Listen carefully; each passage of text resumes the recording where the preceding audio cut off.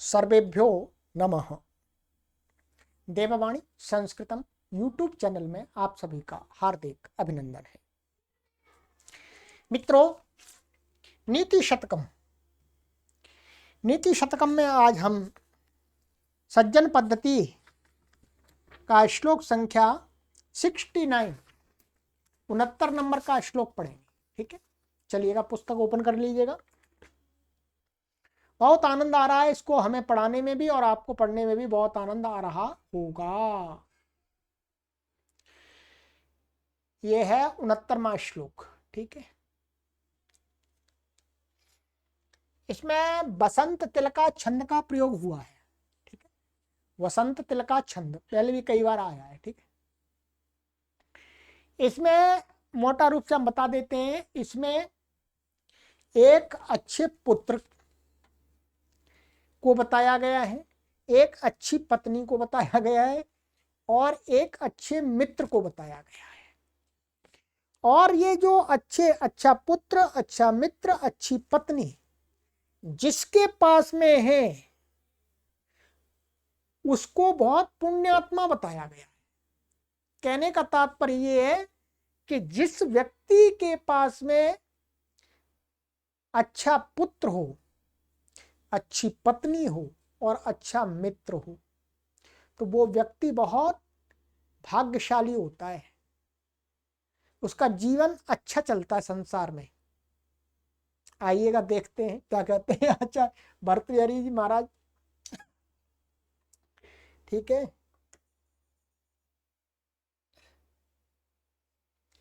आइएगा।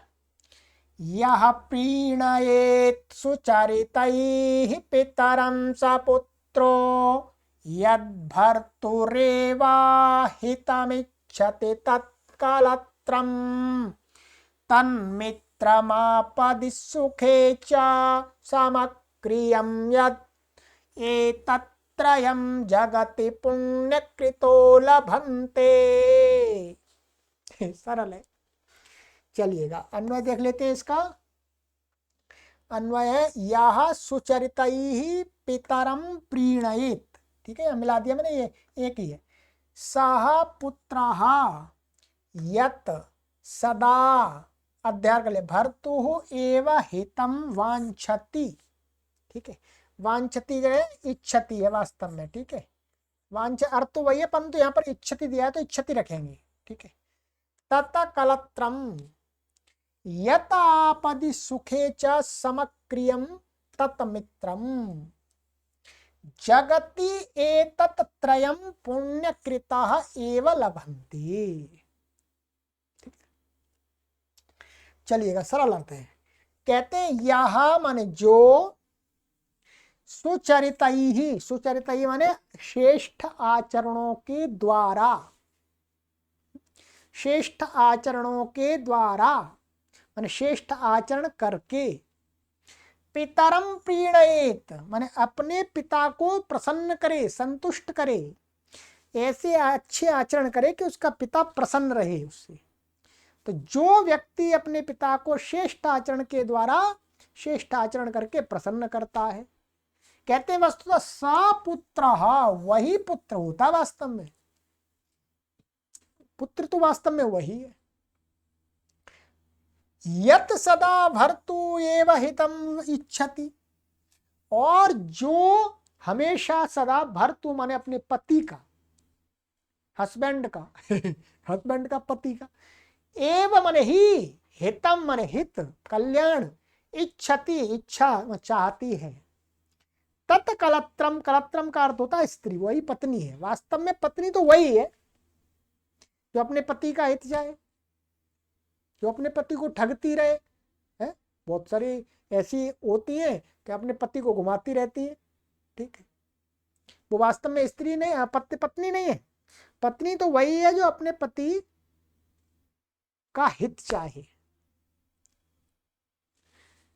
और कहते हैं यत आपदि सुखे च, और जो आपत्ति में, आपत्ति में आपत्ति में और सुख में, अच्छा ये है, जो आपत्ति माने आपत्ति में और च माने और सुख में, समक्रियम समान व्यवहार को करने वाला हो। यदि कोई व्यक्ति ठीक है, कोई परेशानी नहीं, कष्ट नहीं है, तब भी ठीक व्यवहार कर रहा है, और कोई कष्ट आ गया, आपत्ति आ गई, तो भी वैसा ही व्यवहार कर रहा है, उसी प्रकार से वो उसका सहयोग कर रहा है।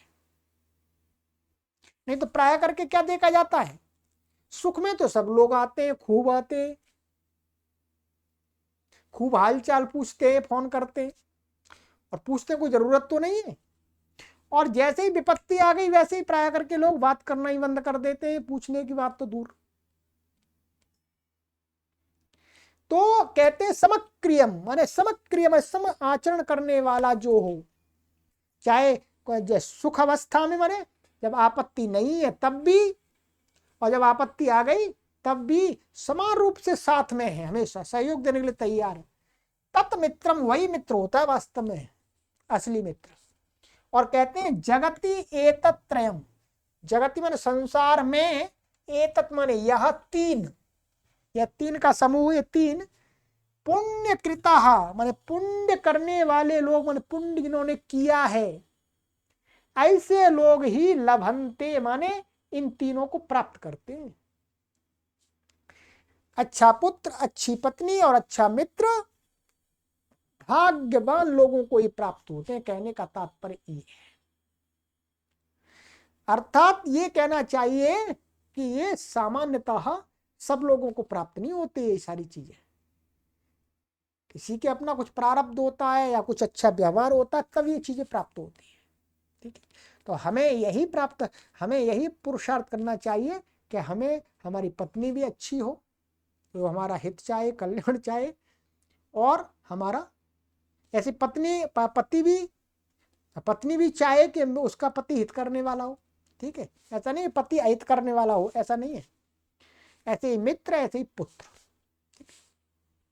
चलिएगा, अब बाकी इसमें मैं आपको बता देता हूं, सरल है।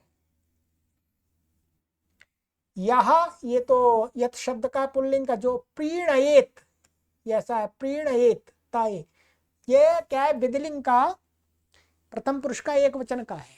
ठीक है, प्रीणयेत भवेत जैसे।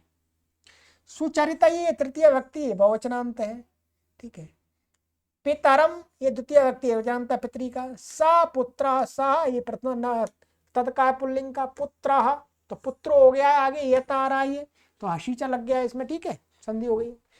भारतु ये यद भी ऐसा ही सर्वनाम है नपुंसकलिंग का, और भर्तु और एव षष्ठी व्यक्ति का, भर्तरी का भर्तु, भरण पोषण करने वाला होता वो पति होता है, उसको ऐसा कहा जाता है पति।